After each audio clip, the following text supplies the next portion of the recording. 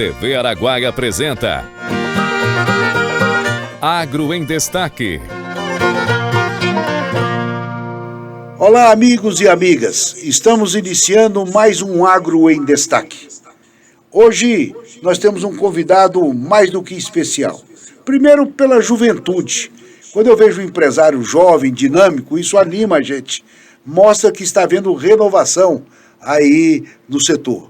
É o Doni, chama Adoniran, mas para não confundir com Adoniran Barbosa, ele prefere ser chamado de Doni. Assim é conhecido, da empresa Grantec, e tem sido responsável pelo crescimento do agronegócio, da agricultura no estado do Tocantins.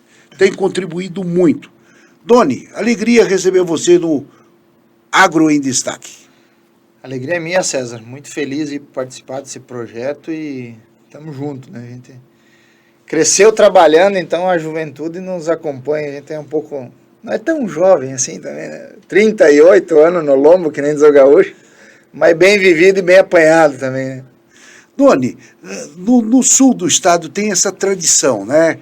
Talvez pelas origens, você é de origem italiana. Italiano. Sabe fazer macarrão?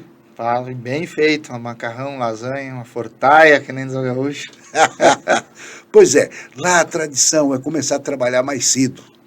Né? Nós já tivemos casos aqui de histórias de crianças que muitas vezes sacrificaram a escola para começar a trabalhar. Lá, na verdade, é muito tradicional isso aí. Acontece muito em quase todas as famílias. Eu comecei... vendia picolé com 10 anos, mas vamos tirar essa parte, né? Mas comecei a trabalhar de 12 para 13. Meu pai trabalhava numa serraria, fazia o turno da noite. Ele liderava o turno da noite. E aí eu passava a madrugada colando madeira com ele dentro da serraria lá. Desde os 12 para 13 anos já. E ainda dava tempo de ir para a escola? Tinha que ir, né? Não tinha jeito de não ir, senão o pau cantava, né? E na minha época o pau cantava. Então eu tinha que ir para a escola e ajudava o pai ao mesmo tempo, quando dava um tempinho ali, mas... E como é que começou essa história de comercializar máquinas agrícolas? Eu venho do agro há muito tempo, César. Eu formei em técnico agropecuário em Erechim, no Rio Grande do Sul, 2001. E de lá eu fui para fazer estágio no IAPAR, Instituto Agronômico do Paraná, em 2001. Aprendi a mexer com feijão, eu fiquei especialista em feijão na época. Então os caras eram muito fortes em pesquisa dentro do Paraná, faziam muita variedade interessante, não só para o Paraná, para o Brasil. E eu acabei ficando em Pato Branco ali, onde eu fiz o estágio, e aí eu fui para uma pecuária, onde eu dava assistência em soja e feijão na época. E eu aproveitava para entregar ração, entregar adubo, né? Meu chefe chamava Boareta, rapaz, o bicho era sacana. Como é que é? Boareta? Boareto, era o sobrenome dele. Boareto. Rapaz, ele botava, ele tinha o falecido Mário, que era o motorista, ele fazia a carga de ração e de adubo e botava eu, molecão, né, para ir junto com o Mário. Eu descarregava as 3, 4 entregas de ração e adubo, para na última, era a fazenda que eu tinha que olhar o feijão ou a soja, para fazer o receituário para o cara comprar, para o defensivo, para o fertilizante que ele ia aplicar. Então ele usava muito isso. Mas era bom demais, trabalho demais só forma o caráter da gente, né? Hoje, com essa legislação brasileira, nós temos essa dificuldade, né? Às vezes você sai aqui em Palmas, roda a cidade toda, procurando engraxar um sapato e você não consegue. É uma coisa impressionante. E isso no passado existia muito. Né? Eu até respeito muito, mas eu acho que nós precisamos ensinar a trabalhar mais cedo. Doni, e quando é que por que veio ao Tocantins? O Tocantins apareceu uma oportunidade para mim. Eu morava em Tangará da Serra, no Mato Grosso. E aí um pessoal me ligou com a oportunidade de negócio. Aqui era a antiga Unigel. O proprietário era o Fausto. O Fausto tinha muita coisa na época, né? E aí apareceu essa oportunidade e eu liguei pro meu sócio e meu sogro, né? Falei, sogro, e aí? Ele já morava aqui, ele veio para cá em 2015. Tinha comprado as fazendas aqui em Ponte Alta.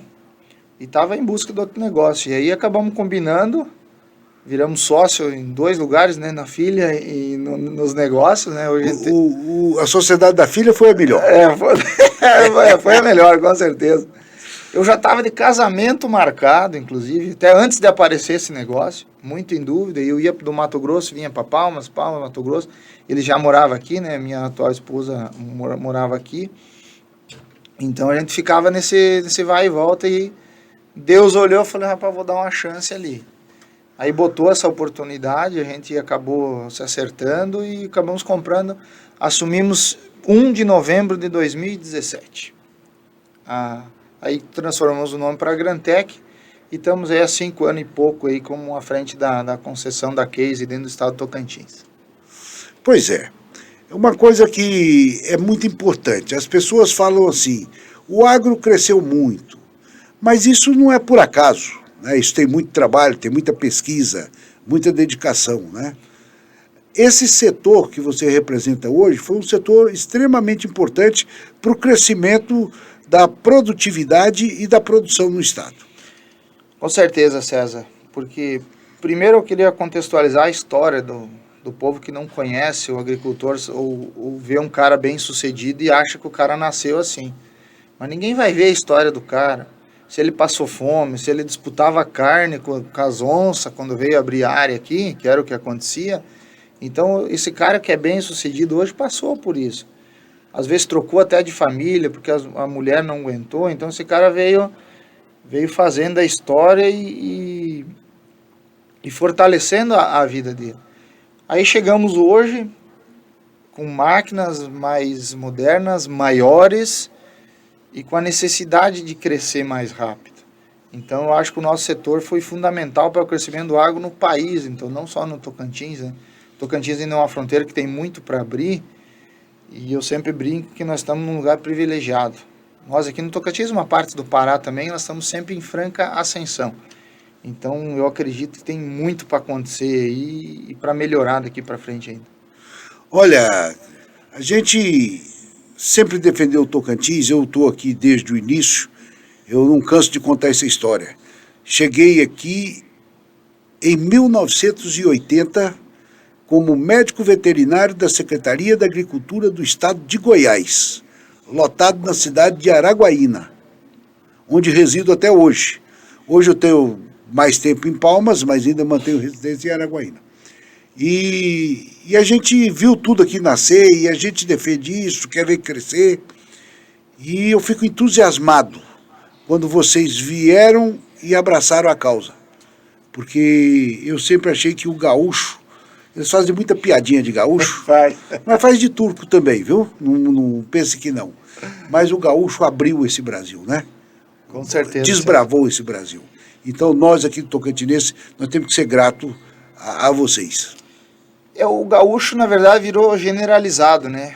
Porque aqui a gente tem a tradição de chamar o povo que é do Paraná e Santa Catarina e Rio Grande, tudo gaúcho, né? Mas lá eles ficam bravos. Se tu chamar o paranense de gaúcho, ele fica macho. Mas é um povo que, acho que pela natureza, pela descendência, né, César? Como nós falamos no começo, começou a trabalhar muito cedo. Então os caras foram muito corajosos, porque lá tinha uma família muito grande, tinha 10, 12 irmãos e aquele pedacinho de terra pequenininho, e os mais corajosos abriram esse mundo, abriram o Mato Grosso, abriram o Parazão, agora estão batendo aqui no Tocantins. Mas aqui também não tem só gaúcho, tem um povo, uns paulistas bons aqui. Olha, eu vou te contar uma história daqui.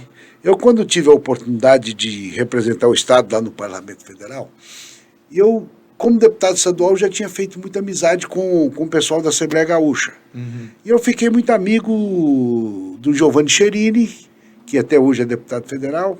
E o Giovanni me contava uma história que no início do Tocantins ele veio para cá e ele encheu um ônibus lá de gaúcho e vieram para cá para procurar terras, porque aqui as terras eram baratas. Então ele vendia lá 2 alqueires dele e comprava 50 aqui. Então eles vieram e ele trouxe esse pessoal, levou esse pessoal em Pedro Afonso, e ele me conta os detalhes. Falei, César, alguns compraram terra lá, estão muito bem. Eu que levei a turma, não comprei nem 1 hectare. E hoje eu estou aqui lascado, vendendo minha terra para me comprar uma terra lá em Roraima. Eu podia estar no Tocantins. Então eu acho que o gaúcho tem isso, né? Ele tem a visão, ele enxerga o futuro. Ele enxerga e tem coragem, né? Porque você arriscar a sua família, muita gente arriscou a própria família para crescer, para formar mais filho, para para ter o seu dinheiro, para ter sua independência, né? Porque, como eu acabei de falar aqui, o relacionamento com o pai e com a mãe no sul, ele é duro. Então, ele não é fácil você pegar uma tradição, aí o povo acaba saindo, acaba arriscando e acaba vindo, mas foi um povo que apanhou muito, sofreu e graças a Deus hoje colhe os frutos. Não só ele, hoje todos nós colhemos os frutos que eles abriram lá atrás, né? Então é um povo corajoso, é um povo que bateu no peito e falou, eu vou trabalhar. Doni, a história é muito bonita, mas agora vamos falar de trabalho, né? Bora! Vamos falar de trabalho, é preciso falar de trabalho. O Brasil cresceu muito. Se esperava no Brasil uma safra de 300 milhões de toneladas lá pelo ano de 2028 a 2029. E isso antecipou. Por que cresceu tanto assim rapidamente? Primeiramente porque o povo é corajoso, depois foi as variedades. Muita variedade produtiva, adequando aqui no estado do Tocantins mesmo, nós estamos falando em área de abertura de 60, 70 sacos, por questão de variedade. Então, essas multinacionais evoluíram muito em variedade. O parque de máquinas, a indústria evoluiu muito em tamanho de máquina, em rendimento no dia. Nós temos plantadeiras grandes, plantadeiras só semente hoje, que é o caso de muita gente usando, para plantar rápido, para colher rápido e para plantar a safrinha. Tudo bem aqui, vamos falar que 70% do estado de safrinha, o sul é um pouco mais complicado, o sul do estado do Tocantins, mas 70% tem possibilidade de safrinha. Então nós temos máquinas melhores, mais tecnológicas, maiores, aí entra a capacitação dos operadores, variedades que nos dão isso, e essa produção vai crescer cada dia mais, essa adequação de variedade junto com máquinas aí. Doni, quando falo em variedades, antigamente eu tinha 1, 2 variedades de soja, hoje eu tenho 30, né? Ou mais. Ou mais.